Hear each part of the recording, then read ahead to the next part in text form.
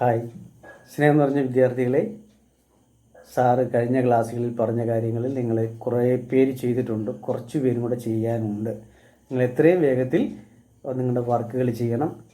കൂടാതെ എനിക്ക് തോന്നുന്നു 1-2 മാസങ്ങൾക്കുള്ളിൽ അല്ലെങ്കിൽ 1 മാസം കൂടെ കഴിഞ്ഞാൽ ഉടനെ നിങ്ങളുടെ ബുക്കെല്ലാം മിക്കവാറും ഞാൻ തന്നെ സ്കൂളിൽ വന്ന് ചെക്ക് ചെയ്യേണ്ട ഒരു സാഹചര്യം ഉണ്ടാകുമെന്ന് തോന്നുന്നു. അപ്പോൾ നിങ്ങളുടെ വർക്കുകൾ നിങ്ങളുടെ ബുക്കുകളിൽ ഉണ്ടായിരിക്കണം. അതുപോലെ സാറ് പറഞ്ഞ പോലെ ഇത് കൂടാതെ ഒരു പ്ലെയിൻ ബുക്കും വേണമെന്ന് സാർ നേരത്തെ പറഞ്ഞിരുന്നു. ആ പ്ലെയിൻ ബുക്കിനകത്ത് നിങ്ങൾ ഇതുപോലെ വരച്ചിട്ട് നിങ്ങൾ എക്സസൈസ് എന്ന തരത്തിൽ ചെയ്യണം. ഓക്കെ, അപ്പം ഇവയെല്ലാം ഉണ്ടായിരിക്കണം. ഇനി അല്ലെങ്കിൽ ഉണ്ടായില്ലെങ്കിൽ ഇത് ചെയ്ത് വെക്കണം. ഓക്കെ, നമ്മൾ ഇന്നത്തെ ക്ലാസ്സിൽ പഠിക്കുന്നത് വാട്ടർ കൺസർവേഷൻ എന്നൊരു ചാപ്റ്ററാണ്. സേവ് വാട്ടർ എന്നൊരു സബ്ജക്റ്റിനെ അടിസ്ഥാനപ്പെടുത്തിയാണ് ഇത് ചെയ്തിരിക്കുന്നത്. നിങ്ങൾക്കറിയാം, കേവലം ഒരു ചിത്രം വരച്ചങ്ങ് മാറുക അല്ലെങ്കിൽ ഒരു പടം വരച്ച് പോവുക എന്നതല്ല നമ്മൾ ഉദ്ദേശിക്കുന്നത്. ഈ പാഠം നമുക്കൊരു മെസ്സേജ് തരുന്നുണ്ട്. നമ്മുടെ പ്രകൃതിയിൽ നിന്ന് ലഭിക്കുന്ന ധാരാളം വസ്തുക്കളുണ്ട്, അത് നമ്മൾ ദുരുപയോഗം ചെയ്യാതിരിക്കണം. അങ്ങനെ ഒരു മെസ്സേജാണ് നമുക്ക് ലഭിക്കുന്നത്. നിങ്ങൾ ഈ ചെറുപ്രായത്തിലെ ഈ കാര്യങ്ങളെക്കുറിച്ച് നിങ്ങൾ വരുമ്പോൾ, നിങ്ങൾ വളർന്നു വരുന്തോറും നിങ്ങൾ അത്തരത്തിൽ ജീവിക്കാൻ നിങ്ങൾക്കൊരു പ്രേരണ നൽകുകയാണ് ഇത് ചെയ്യുന്നത്. ശരിയല്ലേ? നമ്മുടെ ചുറ്റും ധാരാളം വസ്തുക്കളുണ്ട്, നമ്മുടെ പ്രകൃതിയിൽ നിന്ന് ലഭിക്കുന്ന വസ്തുക്കൾ.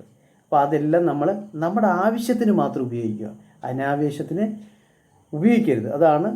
അതിലാണ് നല്ലൊരു മെസ്സേജാണ്. ഇപ്പോൾ നമ്മൾ വെള്ളം ധാരാളം വെള്ളം തുള്ളി കുടിക്കാനില്ല എന്നൊരു സ്ഥിതിയാണ് നമ്മുടെ ചുറ്റുപാടും കാണുന്നത്. നിങ്ങൾക്കറിയാമല്ലോ. അപ്പോൾ അത് ദുരുപയോഗം ചെയ്യരുത്. അതുപോലൊരു മെസ്സേജാണ് ഇവിടെ കൊടുക്കുന്നത്. ഒരു കുട്ടി വെള്ളം തുറന്ന് വിടുന്നു, അവൻ ഷൂസ് കഴുകി ഇങ്ങനെ മോശമായിട്ടത് നല്ല സ്വഭാവത്തിന് വേണ്ടി അല്ലാതെ ദുരുപയോഗം ചെയ്യുന്നു. അങ്ങനെ നമ്മൾ ചെയ്യരുത്. നമ്മുടെ പ്രകൃതിയെ സംരക്ഷിക്കേണ്ട കടമ നമുക്കുള്ളതാണ്. അതാണ് നമ്മുടെ ഇവിടുത്തെ മെസ്സേജ്. ചിത്രരചനയോടൊപ്പം നിങ്ങൾ മനസ്സിലാക്കേണ്ടതും ഇത്തരത്തിലാണ്. ഇതുപോലെ പല കാര്യങ്ങളുമുണ്ട്. ഇനി അത് നിങ്ങൾ കൂടുതൽ കാര്യങ്ങളിലേക്ക് ഇനി വളർന്നുകൊണ്ടിരിക്കുമ്പോൾ കൂടുതൽ നിങ്ങൾ മനസ്സിലാകും. ഇതൊക്കെ നിങ്ങൾ നിങ്ങളുടെ സയൻസിലും മറ്റുള്ള സബ്ജക്റ്റിലൊക്കെ ഇത് തന്നെയാണ് പഠിക്കുന്നത്, നമ്മുടെ പ്രകൃതി വിഭവങ്ങളെക്കുറിച്ചൊക്കെ. ഓക്കെ, നമുക്ക് ക്ലാസ്സിലേക്ക് വരാം. ഇവിടെ ഉപയോഗിച്ചിരിക്കുന്നത് ഏതാണ്? ക്രയോൺസിലാണ് ഇവിടെ ചെയ്തിരിക്കുന്നത്, അല്ലേ? നമുക്കറിയാം 2 തരം ഗ്രീൻ ഇവിടെ സൂചിപ്പിക്കുന്നു. ഇപ്പം ലൈറ്റായിട്ടുള്ള ഗ്രീനാണ് അടുത്ത് കാണുന്ന ഭാഗം. ശരിക്കും അടുത്ത് കാണുന്ന ഡാർക്കാണ് പറയേണ്ടത്, എങ്കിലും ഇവിടെ ലൈറ്റായിട്ടുള്ള ഗ്രീനാണ് ഇവിടെ ഉപയോഗിച്ചിരിക്കുന്നത്. കണ്ടോ, ഇവിടെ ലൈറ്റായിട്ടുള്ള ഗ്രീൻ ഉപയോഗിക്കുന്നതിനോടൊപ്പം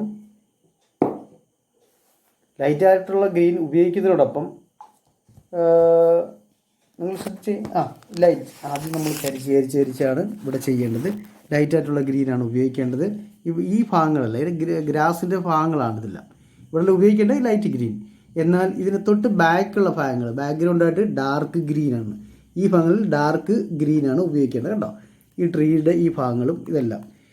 എന്നിട്ട് ഈ ഇതുമായി കണക്ട് ചെയ്ത് വരും. പിന്നെ അതുപോലെ തന്നെ ഈ ഭാഗങ്ങളിലും ഡാർക്ക് ഗ്രീൻ നമുക്ക് ഉപയോഗിക്കാം. ലൈറ്റിനും കൂടെ ഇച്ചിരി ഡാർക്കും കൂടെ ഉപയോഗിക്കാം. കണ്ടോ, കൂടാതെ ഈ ബോയിലേക്ക് വരുമ്പോൾ എന്താണ്, ഈ ഭാഗങ്ങൾ കണ്ടോ, ഇവിടെ ഒരു ബ്രൗൺ കളറാണ് ഇത് യൂസ് ചെയ്തേക്കുന്നത്. കണ്ടോ, ബ്രൗൺ എന്ന് വെച്ച് കഴിഞ്ഞാൽ ബോഡിയുടെ എഫക്റ്റ് ഉണ്ടെന്ന് വെച്ചാൽ ഒരു പക്ഷേ നിങ്ങളുടെ കയ്യിൽ ക്രയോൺസിൽ ഇത്തരം കളർ ഉണ്ടായിരിക്കണം എന്നില്ല. അതുകൊണ്ടാണ് ഞാൻ ഈ പറഞ്ഞത്. കണ്ടോ, ഫേസ്.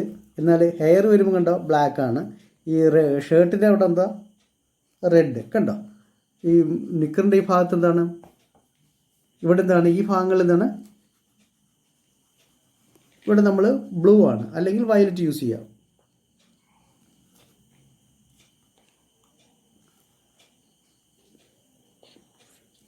ഈ ഭാഗങ്ങൾ ഇതാണ്. അതുപോലെ ഈ വാട്ടർ വന്നിരിക്കുന്ന ഭാഗങ്ങളുണ്ടോ, ഇവിടെ ബ്ലൂ ആണ്. കണ്ടോ, എന്നാൽ ഈ പൈപ്പിൻ്റെ ഈ ഭാഗങ്ങൾ കണ്ടോ, ടാപ്പിൻ്റെ ഈ ഭാഗങ്ങൾ വരുമ്പോൾ എന്താണ്, യെല്ലോയാണ് ഉപയോഗിച്ചിരിക്കുന്നത്.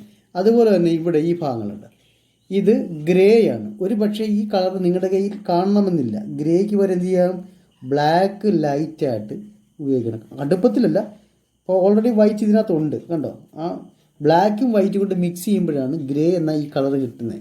ഇപ്പോൾ വൈറ്റ് ഓൾറെഡി ഇതിനകത്തുള്ളതിനാൽ നമ്മൾ ബ്ലാക്ക് ലൈറ്റായിട്ട് ഇങ്ങനെ ചെറുതായിട്ട്, അല്ലെങ്കിൽ നിങ്ങളുടെ പെൻസിലുണ്ടല്ലോ, എഴുതുന്ന പെൻസിലിൻ്റെ ഒരു കളർ കൊടുത്താലും ഈ ഒരു റിസൾട്ട് കിട്ടും. ഇതാണ് നമ്മുടെ വർക്ക്.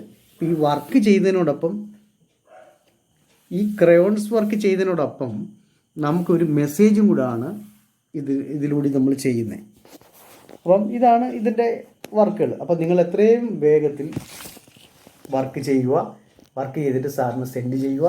സാറ് നേരത്തെ പറഞ്ഞതുപോലെ തന്നെ എന്താണ് നിങ്ങളുടെ പിന്നെ ചിലപ്പോൾ നമ്മുടെ സ്കൂളിൻ്റെ ആപ്പിനകത്ത് മൈ സ്കൂൾ ആപ്പിനകത്ത് ചെയ്യാത്തവർ അല്ല ചെയ്യാൻ കഴിയാത്തവർ എന്ത് ചെയ്യണം, സാറിൻ്റെ പിന്നെ വാട്സപ്പിലോട്ട് വർക്ക് സെൻഡ് ചെയ്യുക. അപ്പോൾ നല്ല രീതിയിൽ സന്തോഷകരമായിട്ട് നിങ്ങൾ വർക്ക് ചെയ്യണം. അപ്പോൾ നിങ്ങളുടെ വർക്ക് എത്രയും പെട്ടെന്ന് സാറിന് സെൻഡ് ചെയ്യുക. Okay, thank you.